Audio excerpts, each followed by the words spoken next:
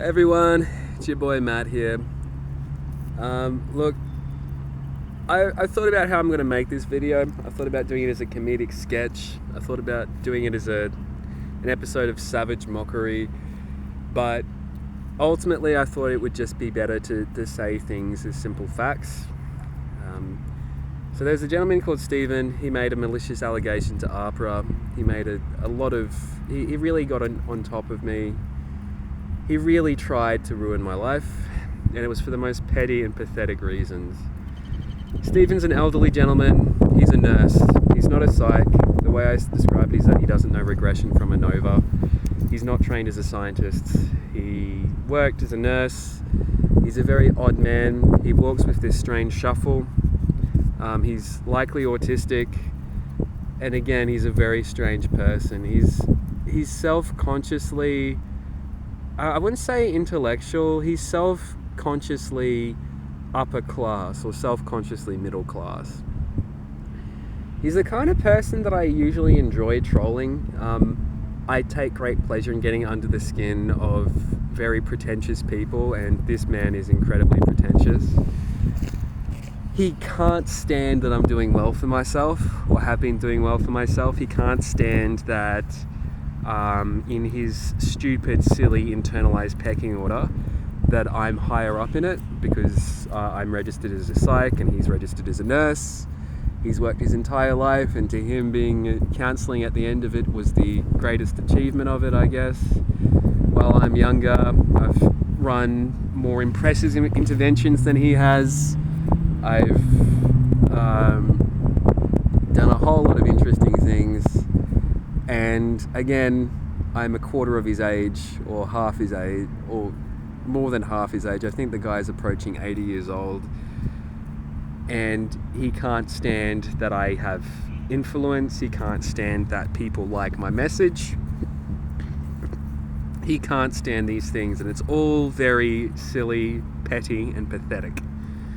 Now, Stephen's, like... The way it works in hospitals is that there's an internalized pecking order, and that's why I don't like hospitals. So you'll have the doctors at the top, then you have the healthcare staff, then you have the nurses. And the nurses, as a group, they are the biggest fans of hierarchy. They like, amongst the different kinds of nurses, they have their own elitism. And he was a male nurse at a time where there wasn't a lot of male nurses.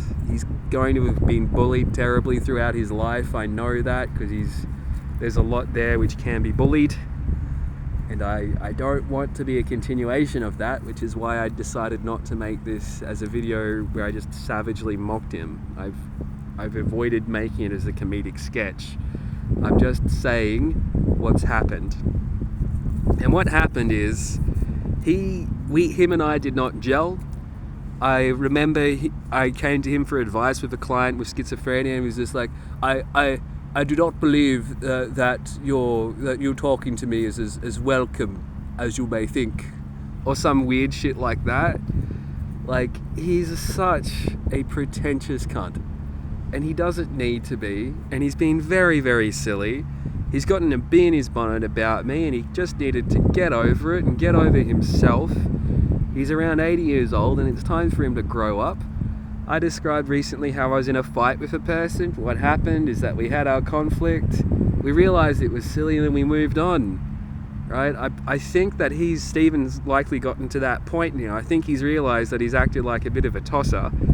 He's had no grounds for himself acting the way he has. And it's time for him to admit to himself that he fucked up. I'd actually like him to write me an apology, and a sincere one. A very real apology. But I'm not expecting it, and I'll tolerate him just not bothering me again. Because it's just truly been pathetic. And I'm absolutely sure at points he's been like, I'm doing this for the security of healthcare or something. But it's not that, Stephen. It's not that. As I know Jean-Paul Sartre, he had this quote like, if there is no God, then anything is permitted, but it's not that at all. It's like, you need to have a God or some ideological cause or some reason that you can justify terrible behavior for people to do really shitty things. And that's often ideology. Like the communists under Stalin, they committed a whole series of terrible acts, but they were doing it in the name of communism, and the name of the people. But in your situation, it's just been about pecking orders and internalized hierarchy, and you can't stand that I'm higher up in your stupid internalized world than you are. And because you have such a thing for hierarchies, and I don't, honestly. Like, I'm chill. Like, we need them for some things, but like most human relationships are not. I keep hierarchy as far away from it as possible. But like, you've done this to try and put someone in their place because you don't like that they're succeeding and doing well, and you don't want that person to do well because it upsets you in this order of things. And the reality is that you aren't as highly trained as you think you are. You aren't as exceptional as you think you are. I'm actually a lot significantly more capable than you give me credit for. I have a large amount of training, which a large amount of that training you've never had. I've incredibly well read. I have studied, I've had amazing training, and I've had exceedingly great mentors. What's happened is that you are just so pretentious and self-consciously upper class or middle class that you can't handle that a person who doesn't come from your world is doing well. That's what's happened. And that's why you made those vexatious allegations to APRA, and why you've tried to insert yourself and undermine me at so many different steps along the way. It's been very silly and cringe behavior, Stephen. Now, I remember, like, the thing is that this is what I want to end the note on a therapeutic context standpoint. I work with people at the bottom of society, and I can do that because I'm not a pretentious cunt. I just get along with people. You cannot do the work I do. Okay, and that's the final thing I want to say. You are not me. You cannot be me. And I am not you, and I'm very glad I'm not you. And I would never want to be you or be a person in your hierarchical system. I think you're a very strange man. You walk around with a strange shuffle. You've got a strange expression that you keep on your face, and you've likely been bullied a lot during your life. And I don't want to be a continuation of that. I want this to be done and over with. I want you to finally grow up, seeing as you're in your 80s now, I think. And I want you to just drop these problems and this pettiness. And that is what I wanted to say today. I also want to acknowledge the other side of things. You have had a long career. I wanted to find an opportunity to learn some of the things that you've learned.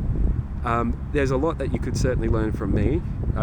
Watching how you've behaved, I've now very much understand that's the case. But I do want to acknowledge that if there is an opportunity for us to get along and benefit from some form of approach, something like a professional courtesy, or finding a way to even enjoy each other's company, I would appreciate that. But this silliness needs to stop, and I think it has stopped. And I want to say that if it's possible for us to be in a situation where we wish each other well, I'd like to take that. Have a lovely day, Stephen. Have a lovely day, everyone else.